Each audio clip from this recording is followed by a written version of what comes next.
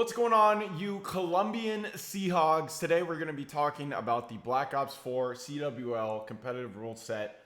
Yeah, this video is a little bit delayed, but let's jump right into this. Right now we got maps and modes, talking about control here. Control is going to be that third game mode.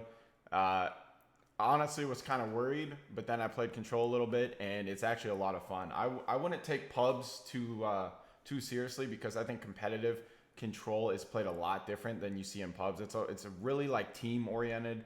It's really like, it's hard to describe, but offense is pretty hard. Defense is a lot easier. But I think as the year goes on, you're going to see like it's sort of like an even split with that. And I think that offense is going to be very like spawn trap heavy. So basically you want to get the other team in a spawn trap, take down their lives as you're capturing the point. And I think that there's going to be a good like mix or a good like flow. And that's how you win offense basically, is you want to have teammates push through the hills, get to their spawn, get the kills, get the easy cutoffs. And I think that's how it's going to be played out. But pretty much right now we got, 6 maps. I think that right now CWL kind of went with throw a lot of maps in and we'll kind of weasel the bad maps out in the future or in the near future. But right now, I think it's going to be chopped down to 3 game modes, or 3 maps. And I think, honestly, just these 3 are probably the best. This mode is so good that even Jungle actually played pretty well. And I was actually surprised because at the end of the day, it's Jungle. Okay, like you guys have played that map in pubs. How it works in competitive is beyond me, but it honestly was not that bad. I'll talk about this map right now. Seaside, absolute asshole of a map. It's honestly fine in pubs, but competitive, the whole barrel area just completely ruins it for me. It's kind of just, it's like for lack of a better word, it's just like a clusterfuck inside of barrels, and that's like a third of the map. It's just bad. Honestly, don't mind middle, and I don't mind like the A bomb site side, like the market side or whatever you want to call it. Don't really mind that, but it's just the whole barrel side of the map just kind of ruins things because a lot of game modes have like S&D. There's a bomb side in there. In Hardpoint, there's a hill behind barrels and there's a hill inside of barrels. So it's like that seaside is really, and I'm pretty sure in Control there's a side. There's got to be a side over there too. Either way. Point being is that you're throwing a whole bunch of objectives into the clusterfuck area of the map, which is no bueno. That's not good. But I think Seaside is pretty much terrible. I would rather play Jungle than Seaside. And that's saying something. I'm not really going to go into settings much. But yeah, those are the control maps. I think it's going to be narrowed down to these 3. Hardpoint maps, we got pretty much... Arsenal, good. Contraband, 50-50. It's an interesting map just because of the water. Frequency is good. It's actually really good. Gridlock is pretty good as well. Seaside, awful. The spawns on Seaside Hardpoint are actually what kills it for me. Slums, awful. Doesn't make sense why it's awful, but it is. It's just really bad in 5v5, and I think it's really bad also because it's just like, I don't know. It's like it's easy to make them spawn out, and sometimes it's not. It doesn't make sense. It's not like Black Ops 2 slums, but I think that needs to go. I think Summit is actually better than both slums and Seaside. So Hacienda is pretty good as well. I think right now the best ones are Arsenal, Frequency, Hacienda, and maybe Gridlock. S&D maps, Arsenal, good. Firing Range, good. Arsenal is just an overall good map. I think it's going to be used in pretty much everything throughout the entire year. Firing Range, I think is actually really good 5v5 in like 3v3, 2v2, 4v4. Firing Range is not good, but 5v5, it works randomly. I don't know how, but it does. Frequency is really good. Gridlock, not so much. I think Gridlock is actually like... Because pretty much, like, on defense, you have a choice. Do you flood A and assume they're A and pretty much, like, if they go A, you have to go A pretty much. And if you win the trades, you win the round. But if you don't win the trades, it's just like, or say you have a man down right there, you're playing 3v5 inside of A, and it's just terrible. It's just like the trades are off. It's Gridlock S&D is like a blind counter map, and pretty much like if you blind counter the other team, you're probably gonna win. And to me, that's just a huge issue. Hacienda S&D is good. The bomb site, or the I think it's A, the fence line bomb site is not in the right spot in my opinion, but it's pretty good. Payload S&D, I think it's also pretty good 5v5, and anything less, it's not that good.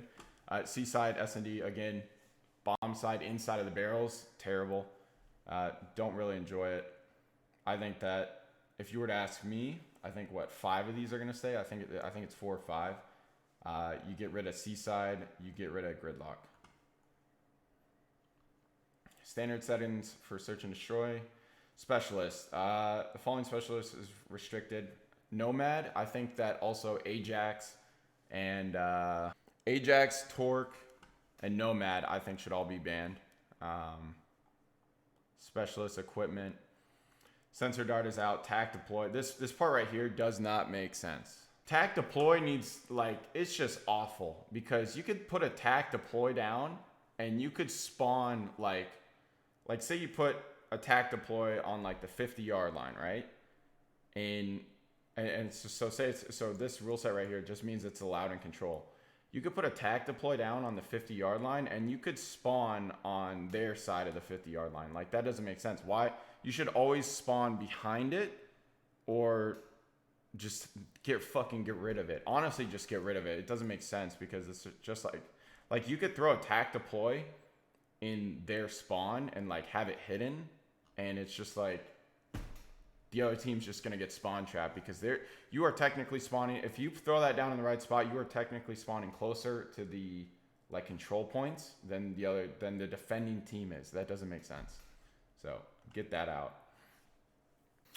The equipment charge needs to go. The reactor core needs to go. The reactor core is pretty much, the fact that it can go through walls is pretty much game breaking. I mean, I don't know how else to say it. You can stop an entire team. You could be in a 1v4 situation, have a wall between you and 4 people, and say you're like defending an objective, or maybe it's control, and you need 5 seconds on the tick. You can just throw down the reactor core like behind cover, and pretty much the other team can't do anything. I think the only thing the team can do is throw a stun at you, or nade, or something to knock you out of that. Another thing that needs to go is, what is it? 9 bangs. 9 bangs need to go. Yeah, I mean, do I really need to talk about 9 bangs? Like, honestly. All right, weapon restrictions. Don't really care about this. Temporary restrictions. I think you can just use it for score streaks. Other restrictions. High cal. I think high cal needs to be allowed on snipers, just because we have Dashy on the team, and that would be nice. Laser. I mean, I don't even know half of these. Rapid fire, obviously. Steady grip. I think that's only on like shotguns or something. Perks. I like this. Gung Ho getting banned. Skulker getting banned. These are kind of like movement changing perks, and I just don't like it. Yeah, the operator mods kind of whack. Overkill. Happy with that. Score streaks. Obviously. I think the Mantis is like, Mantis and Sentry are like unkillable. I think it takes like 2 rockets to kill a Sentry, so I don't even know how many it takes to kill a Mantis. Gear acoustic sensor needs to obviously go, just because of the sound horn. And then also I think that the armor needs to go. The fact that armor can, like, pretty much, like, imagine if you're using armor and then your teammate also pops the crash specialist, which is 200 health. So I don't even know how much like HP points that is with armor and 200 health. That's got to be something absurd. So, I mean, those two in combinations, you're probably unkillable. So I just think that it would be nice to play a game where everyone is at the same health all the time, unless a specialist is being used. So last but not least, the biggest fuck up, in my opinion, in the rule set comes from something so little that I honestly think they forgot about it. They forgot about this shit. So so if you guys haven't noticed, there's no mention of fog of war. Okay, in Black Ops 4, there's a setting in pubs where if your teammate spots the enemy, they show up on the minimap like a fucking VSAT. You can literally see where they're looking, where they're moving for a certain period of time. And what is the point? Let me ask you guys this. What is the point of calling out? What is the point of communications? What is the point of having this fucking thing right here if you can see the enemy team on a minimap? There's almost no point to call out because you can see them perfectly on the minimap. So like everything else that I just talked about, you can probably make a counter argument to, but I want to know, what is the counter argument to fog of war other than the fact that it's in pubs? Like, that is it.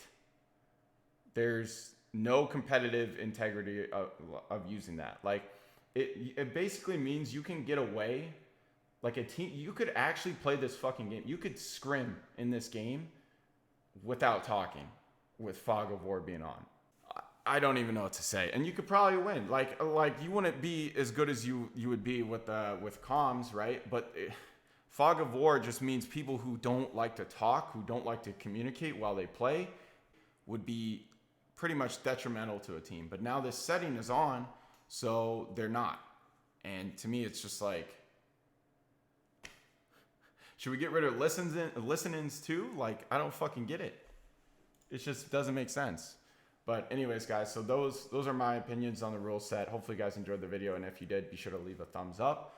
Other than that, guys, thank you guys for watching all my YouTube videos and subscribing as of late. I'm going to be trying to get more of like pub gameplays and videos like these, not so much stream rips. But yeah, thank you guys for watching, and I'm out for now. Let me know if you guys disagree, agree with some of the stuff that I've said in this video, and leave it in the comments section below.